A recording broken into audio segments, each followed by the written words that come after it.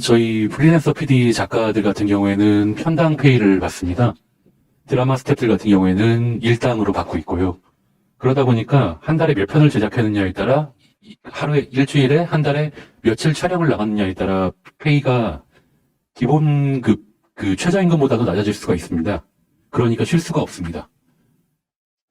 한 달에 4주가 있다고 치면은 그 4편을 만들어서 방송을 해야 이제 막 시작한 3년차, 4년차 작가들은 230, 240을 받습니다.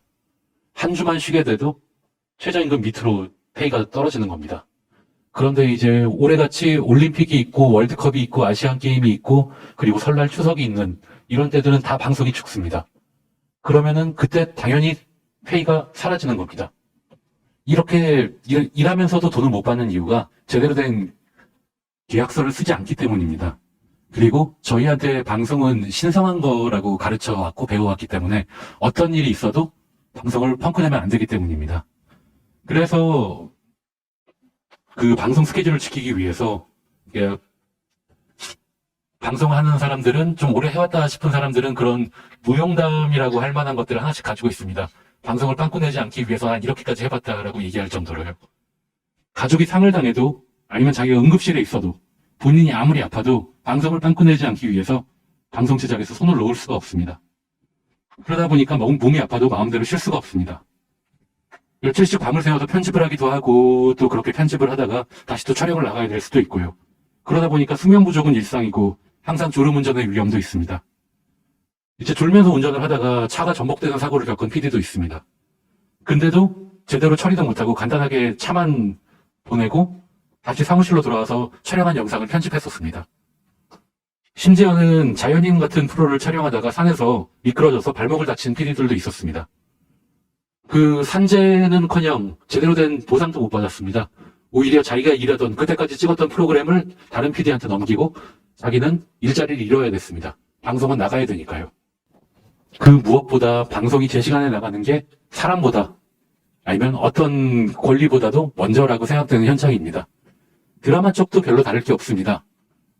아프거나 하면은 우선 다른 사람을 대신 대타로 세워야 됩니다. 대타로 세울 수가 없으면 자기가 아픈 몸을 이끌고 나가야 됩니다. 그게 아니면 자기가 함께 같이 일하는 팀의 사람들이 더 고생을 하게 되거든요. 이것들이 다 저희는 노동자성을 웬만큼 법원이든 고용노동부에서든 인정을 받았는데 현장에서 방송사들이 전혀 그걸 인정을 하고 있지 않습니다. 저희는 법적으로 노동자인데 근로기준법을 전혀 지키고 있지 않습니다. 저희가 노조 활동을 하면서 가장 힘들게 여기는 거는 이 방송 스태프라고 통칭해서 얘기하는 스태프들이 다 일하는 환경과 장소와 시간이 너무 다 제각각이라는 겁니다. 드라마 스태프들은 그래도 한 현장에 한 50명, 100명이 모여서 한 4개월에서 6개월 정도 같이 일을 합니다. 그 외에 이제 교양 예능 PD와 작가들은 뭐 기본 텀이 보통 6개월, 뭐 짧으면 3개월, 길게는 뭐 1년. 1년 이상은 또 잘 없어요. 그렇게 일하는데 보통 PD 하나 작가 하나가 팀을 이루어서 일을 하기 때문에 아침 방송이나 데일리 정보쇼 같은 경우에는 그래도 한 10명 이상의 팀이 있지만 대부분 2명, 3명씩 모여서 일을 합니다. 그러다 보니까 21세기에 아직도 계약서가 없어요. 그래서 저희는 계약서를 쓰게 하기 위해서 좀 계속 노력을 해왔고 정부를 움직여서 특히 문체부 쪽을 움직여서 그 서면 계약서를 쓰도록 근로계약서도 아닌 용역계약서도 아닌 그냥 서면 계약서입니다. 그냥 글로 쓴 계약서면 다 된다는 얘기입니다. 그것만이라도 얻어낼 수 있게 강요시킬 수 있게 노력을 하고 있습니다. 지금 드라마 같은 경우에는 저희가 스태프들이 노동자성을 여러 군데서 인정을 받았어요. 그러다 보니까 그 근로기준법을 지키고 근로계약서를 체결하라고 KBS의 드라마 6군데를 작년 9월에 고발을 했고 고용노동부예요. 그게 아직 지금 1년이 다 돼가는데 아직도 결과가 안 나오고 있습니다. 그리고 올해 같은 경우에는 KBS 미남당 최근에 방송이 끝났습니다. 그 미남당 같은 경우에도 근로기준법을 지키지 않아서 고용노동부에 고발을 했고 지금 특별 근로감독 진행 중에 있습니다.